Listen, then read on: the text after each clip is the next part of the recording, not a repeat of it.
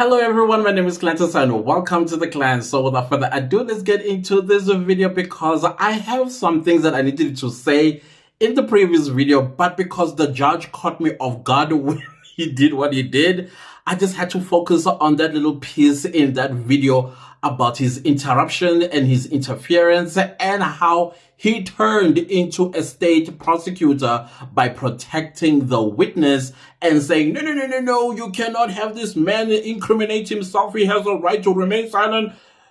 When it was supposed to be the state that should have stood up and objected, and then the judge should have made a judgment regarding whether the defense can continue asking this line of questions or they should refrain from asking the witness any questions that may incriminate himself and other people. But that judge was like, no.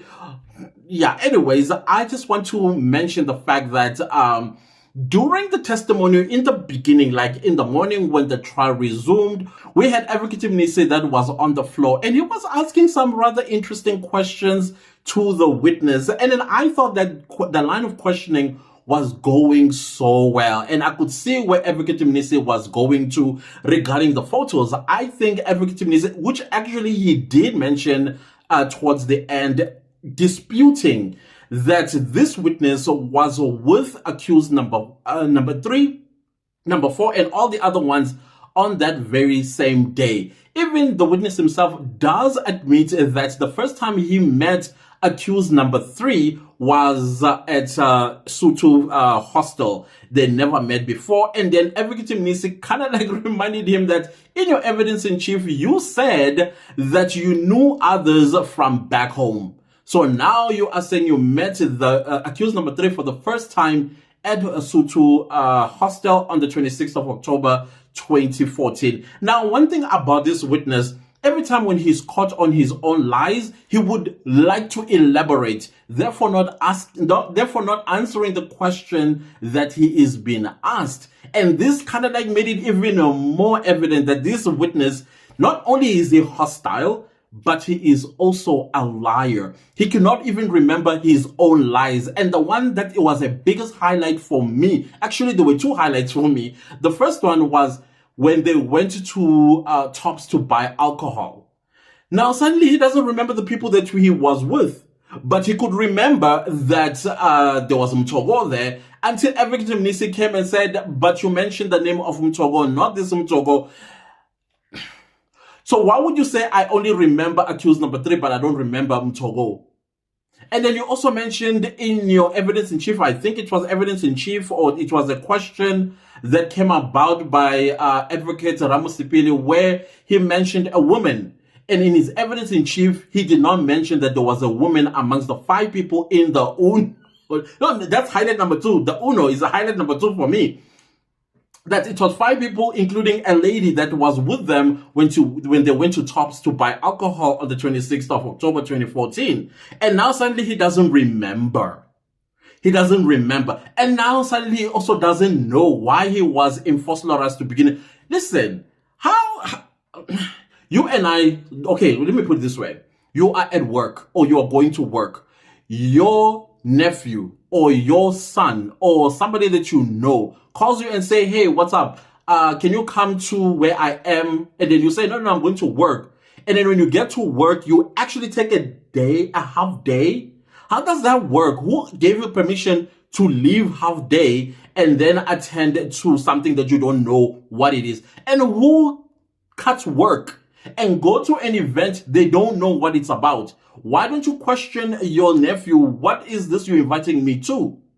And so I can have some kind of a definition. What if it's a trap because I'm a police officer? And then we know sometimes that our families can turn against us and sell us out to criminals.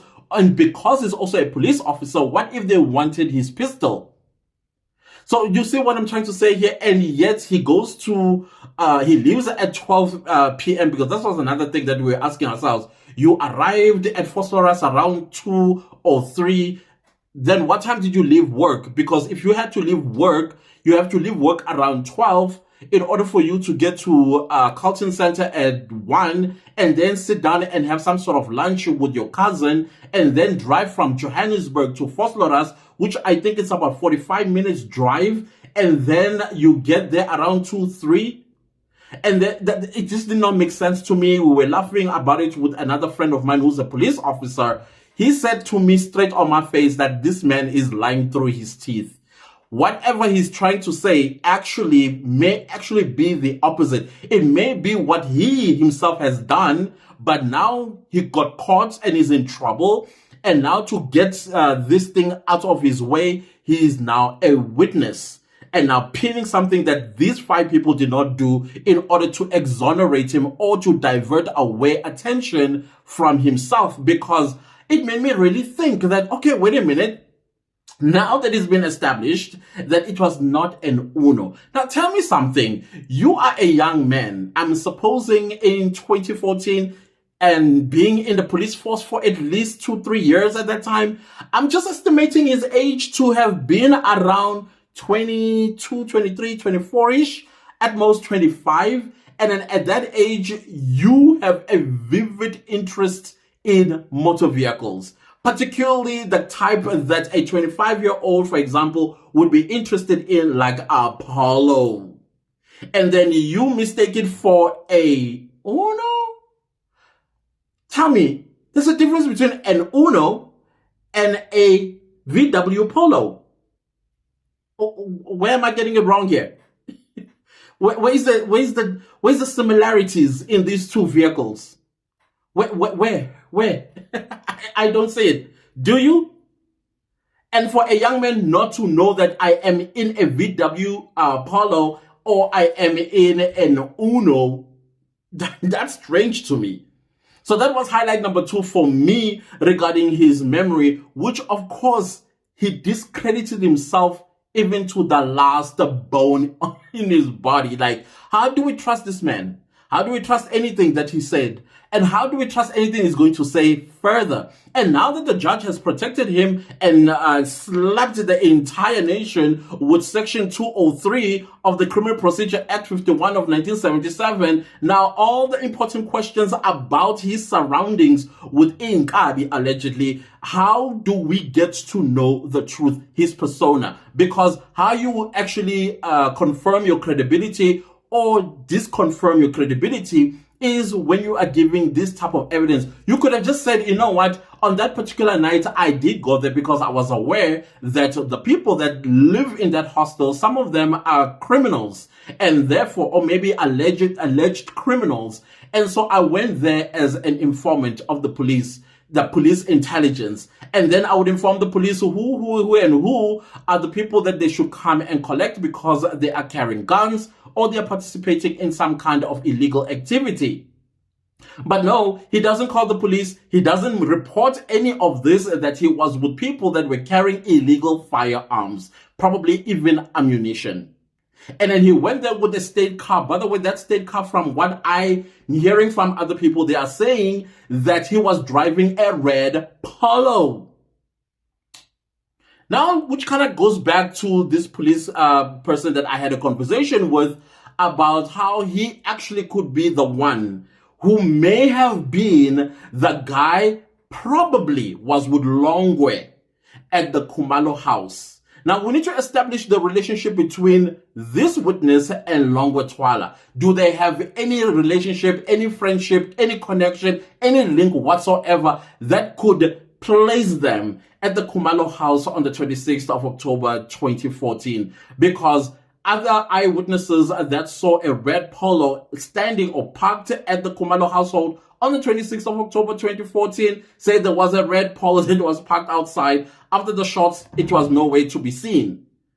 And same goes with the same Polo we've seen in, what do you call that place? Jeepers Town, that went and collected accused number 3, red Polo. So now this red Polo is everywhere. You cannot tell me that the Polos in 2014, they were all red. And why every time is this particular Polo? So is it possible that he was diverting the truth away from anybody that is listening? That's why he said it was an Uno. Uno Polo. Uno, Polo. What am I missing? That was very interesting for me. It was hilarious at the same time, but upsetting at the same time that this man is insulting our intelligence. Clearly, he's also insulting the intelligence of the court. But of course, then he will insult the intelligence of the court because it is buddy-buddy with the judge. So here we go. So at the end of the day, what I loved about Advocate Mnisi was that he put it to this witness that what he has said thus far in his evidence in chief and cross-examination, it was all hogwash. It was nonsense. I cannot understand why Advocate Baloyi stood up and said, oh, the first time we did not object. This is uncourt room decorum to use such a terminology. And I'm thinking, sir, you are an advocate. The word hogwash could mean several things. Maybe let's look at it in the dictionary. What does the dictionary say hogwash is, so that we get to understand what on earth was Advocate Baloyi was trying to say that this is. It's like he's reminding me of parliamentarians. You know, parliamentarians, some of them don't know what figures of speech is. And then when you say nonsense, they think you are actually swearing, when in fact it's a word that says this does not make sense.